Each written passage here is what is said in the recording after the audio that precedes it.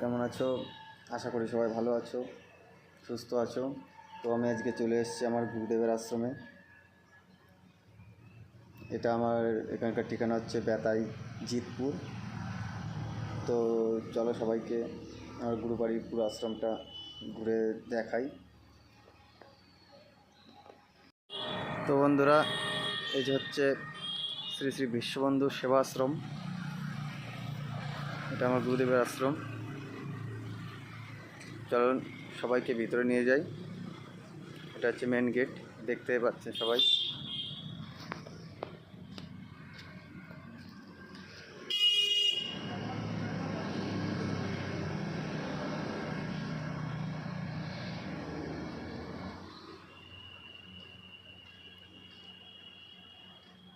তো বন্ধুরা,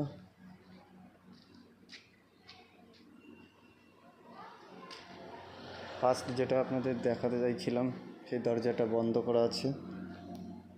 এটা হচ্ছে শ্রী শ্রী বিশ্ববন্ধু সমাধি মন্দির। জানলা দিয়ে ভালো বোঝা যাচ্ছে না, দরজাটা বন্ধ করা আছে। তারপরে দেখাবো শ্রী শ্রী বিশ্ববন্ধুর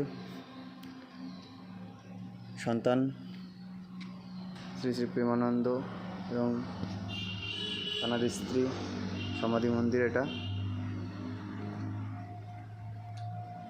দেখুন সবাই। মন্দিরটা অনেকটাই উঁচু, পুরোটা স্ক্রিনে চলে এসছে।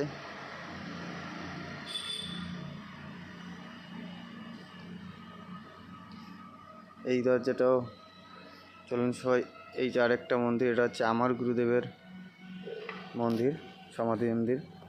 চলুন এই দরজাটা আপনাদের খুলে দেখাই।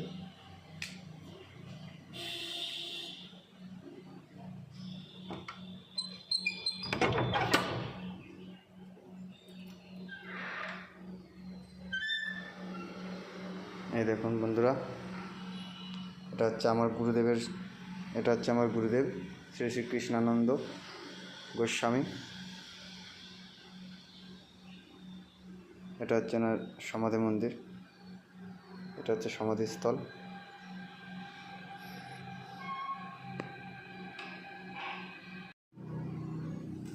বন্ধুরা, এটা হচ্ছে লাইব্রেরি,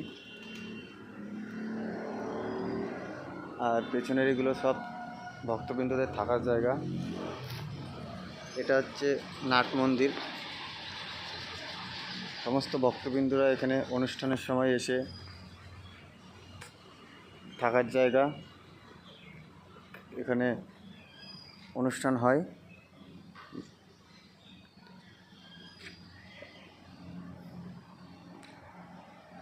দেখতে পাচ্ছেন বন্ধুরা, এটা হচ্ছে বিশ্ববন্ধু সেবা সংঘ কার্যালয়। তো এখানে বন্ধুরা বছরে হোলির সময় দোল উৎসব পালন করা হয় শ্রীকৃষ্ণের। আর রাধাষ্টমীর সময় শ্রীমতী রাধারানীর উৎসব পালন করা হয়।